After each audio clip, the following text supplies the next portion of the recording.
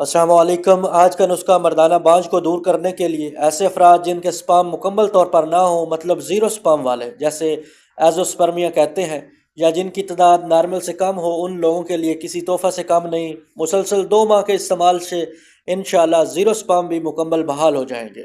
ساتھ پس سیل کا ضرور خیال رکھنا ہے۔ اگر پس سیل ہو تو سب سے پہلے اس کا علاج کریں، جس کی ویڈیو اوپر موجود ہے وہ دیکھیں۔ جب پس سیل نارمل ہو تو پھر یہ نسخہ استعمال کرنا ہے۔ اب بڑھتے ہیں نسخہ کی جانب، تو اجزاء نوٹ فرمائیں۔ اسگند 1 تولہ، تمام چیزیں 1 1 تولہ ہیں۔ میں نام بتاتا جاتا ہوں: بدہارا، ستاور، اندر جو شیریں، مسلی سفید، خراتین،